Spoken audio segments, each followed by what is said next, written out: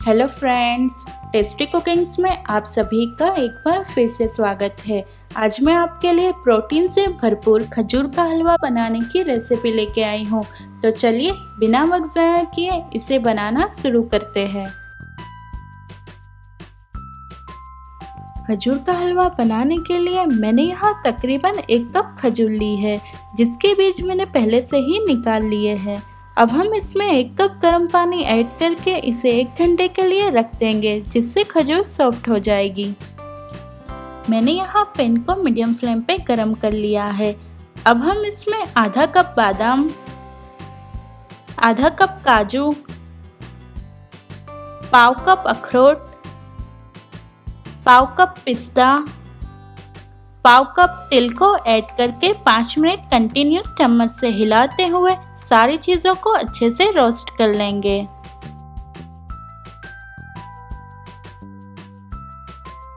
पाँच मिनट के बाद अब हम इसमें पाव कप कोकोनट पाउडर ऐड करके इसे 2 मिनट सारी चीजों के साथ मिक्स करके रोस्ट करेंगे।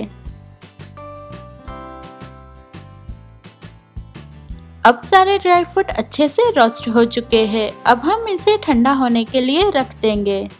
पैन में हम आधा कप ओट्स को ऐड करके इसे क्रिस्पी और क्रंची होने तक रोस्ट करेंगे।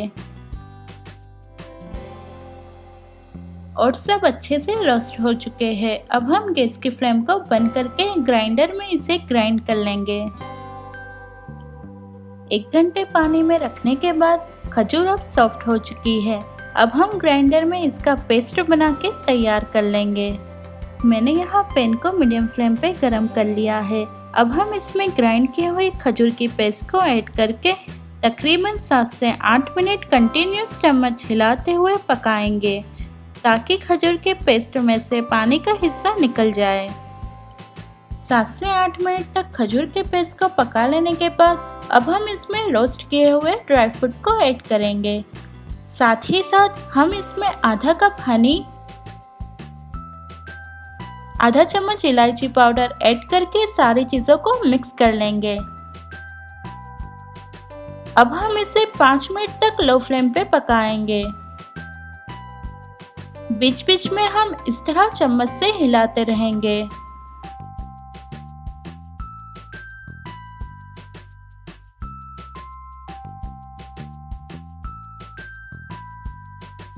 पाँच मिनट लो फ्लेम पे पका लेने के बाद अब हम इसमें ग्राइंड किए हुए ओट्स को ऐड करके सारी चीजों के साथ अच्छे से मिक्स कर लेंगे।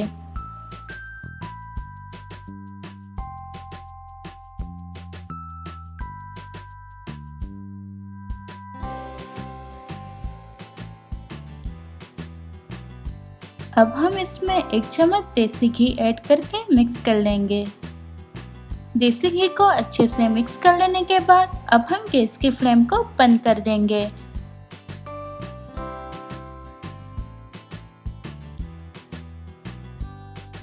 अब हम इस तरह के बर्तन में बटर पेपर रखकर हलवे को इस तरह चम्मच से प्रेस करके जमा देंगे। अब हम इसे फ्रीज में 1 घंटे सेट होने के लिए रख देंगे।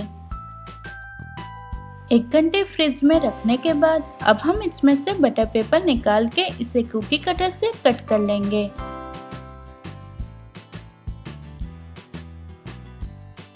उम्मीद है आप सभी को मेरी रेसिपी पसंद आई होगी। अगर आपको मेरी रेसिपी पसंद आई हो तो इस वीडियो को ज़रूर लाइक और शेयर कीजिएगा और चैनल को सब्सक्राइब करना ना भूलें। अगर आपने अभी तक मेरी चैनल को सब्सक्राइब नहीं किया है तो जल्दी से लाल सब्सक्राइब का बटन दबाएं और बेल के आइकन को भी ज़रूर प्रेस करें, ताकि मेरी नई रेसिपीज की वीडियोस आपको सबसे पहले मिलती रहे।